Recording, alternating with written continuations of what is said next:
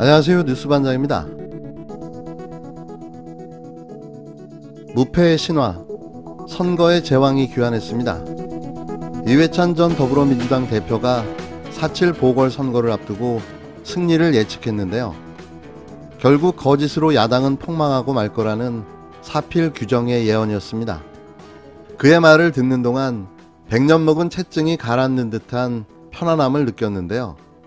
민주 진영의 맏형이자 원로다운 그의 고언과 카리스마 넘치는 힘있는 주장은 다소 침체된 진보 진영에 길을 불어넣어 주는 듯 했습니다. 아무렴요, 저희가 이겨야죠. 어찌 대한민국 적폐 세력들한테 선거에 패할 수 있겠습니까? 얼마 남지 않았습니다. 모두가 제 위치에서 힘을 모아 반드시 대선 전초전인 이번 보궐선거에 승리하도록 해야 할 텐데요. 모두가 뭉치면 이깁니다. 자, 이제 시작입니다. 선거를 직접 지휘하신 선거 중에 저번 역사가 없는 승부사 이해찬 대표를 모실 때가 됐다. 선거 많이 치러 오셨잖아요. 예, 재선거를 7번 치렀고 대통령 선거를 4번, 서울시장 선거를 3번, 그러니까 한 10대번쯤 치른 것 같아요. 중간중간 보궐선거까지 합치면 그런 건 빼고 큰 선거. 그런 거 빼고. 그 과정에서 이제 여론 지형이 아주 어려웠던 선거도 치러보셨잖아요. 지금 이제 LH건 때문에 여론 지형이 나쁜 건 사실이고 이 정도면 역전 가능합니까? 예, 저는 선거가 아주 어려울 줄 알고 나왔는데 요새 돌아가는 거 보니까 거의 뭐 선거는 이긴 것 같습니다. 더불어민주당 이해찬 전 대표가 오는 4.7 서울시장 보궐선거 판세와 관련해 19일 민주당이 거의 이긴 것 같다는 평가를 내놨습니다. 각종 여론조사 결과에서 야당 후보의 승리가 점쳐지고 있는 것과는 완전히 상반된 주장인데요. 역시 정치 고수답게 그는 이미 이 선거를 꿰뚫어 보고 있었습니다. 이 전 대표는 이날 김어준의 다스베이더 155회 유튜브 방송에 출연해 선거가 아주 어려울 줄 알고 나왔는데 요새 돌아가는 걸 보니 거의 이긴 것 같다고 말했는데요.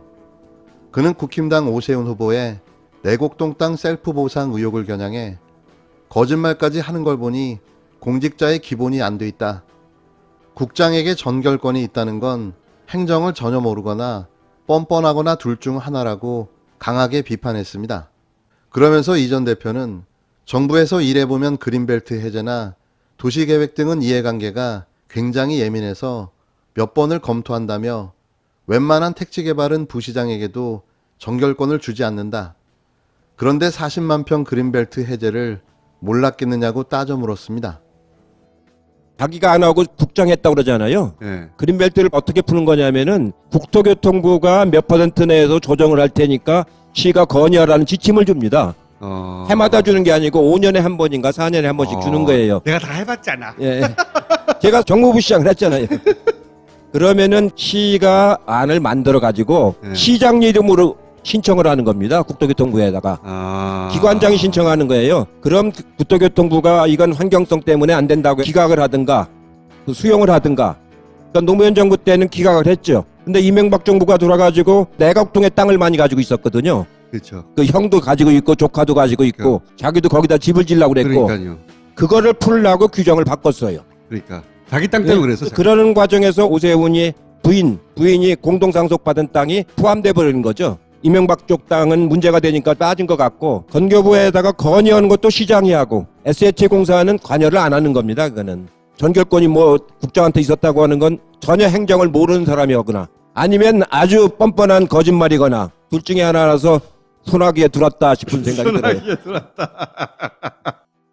이 전 대표는 또 1995년 서울시장 선거 때 박찬종 후보가 40%, 조순 후보가 20%대를 유지해 거의 희망이 없는데 결정적으로 박 후보가 떨어진 게 거짓말 때문이라며 유신 찬양글에 대해 사과하면 됐을 것을 잡아떼고 거짓말을 하다가 선거 열흘 남기고 폭망했다. 공직자의 거짓말은 그렇게 무서운 것이라고 패인을 예측했습니다. 그는 국민적 공분을 사고 있는 LH 사태에 대해서는 우리는 관리를 잘못한 일이지만 우 후보는 자기가 한 일이니 차원이 다르다면서 이것 때문에 위축될 필요가 없다고 생각한다고 부연했는데요. 이 전 대표는 야당의 선거 목적이 문재인 정부 흔들기에 있다고 노골적으로 이야기한다며 그래서 나도 노골적으로 말하면 문재인 정부를 지켜야 한다고 본다라고 털어놨는데요. 그는 작심했다.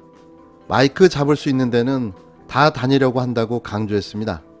사퇴 후 차기 대선 주자 선호도 조사에서 1, 2위에 오르내리고 있는 윤석열 전 검찰청장과 관련해서도 이 전 대표는 그 양반은 수용하는 자세도 안 됐다며 헌법을 자꾸 강조하는데 어떻게 헌법을 이야기하면서 허울이니 독재니 하는 용어를 쓰느냐고 독서를 쏟아냈는데요.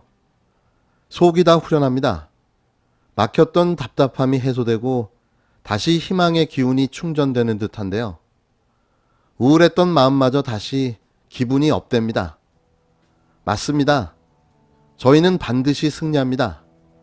어떻게 이렇게 거짓과 위선으로 가득한 적폐 세력들에게 서울시와 부산을 내어줄 수 있겠습니까? 이번 선거는 반드시 저희가 승리합니다. 어처구니 없는 주장이 나왔습니다. 결국은 한 배를 탄 내부인이었다는 걸 확인한 셈인데요. 어떻게 40만 평 그린벨트 해제를 서울시 주택국장이 전결 처리할 수 있었을까요? 이게 사실이면 오세훈은 직무유기이며 주택국장은 직권 남용에 해당하는 사안이 될 텐데요. 선거의 승리를 위해서라면 범죄자가 돼도 불사하겠다는 걸로 보여줍니다. 국힘당 오세훈 후보, 내곡지구 개발은 주택국장 전결 사안이라 과정을 전혀 몰랐다는 입장입니다. KBS가 당시 주택국장을 접촉했는데 내곡지구 개발에 대해 오세훈 당시 시장에게 한 차례도 보고하지 않았다고 말했습니다. 서울 내곡지구 개발은 74만 제곱미터, 5,260세대 규모인데요. 3년 넘게 난항을 겪다 2009년 11월에 개발이 확정됩니다. 3개월 전 서울시는 SH의 개발 계획을 국토부에 제안하는데 결재권자가 바로 김모 주택국장이었는데요. 김 전 국장은 오세훈 후보의 서울시장 경력 5년 1개월 중 4년 7개월을 주택국장과 주택본부장으로 재직했습니다. 김 전 국장은 당시 오세훈 시장에게 내곡지구 관련 내용을 보고한 적이 없다고 주장하고 있는데요.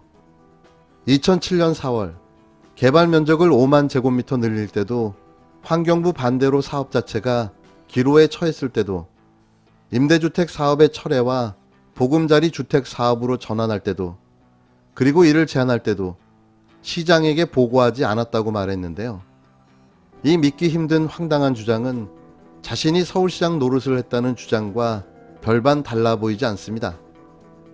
모두 보고 없이 결정한 이유를 묻자 SH가 추진하는 사업이고 지구 지정이 되어 있지 않은 상태에서는 시장에게 보고할 사안이 아니었다고 말했는데요.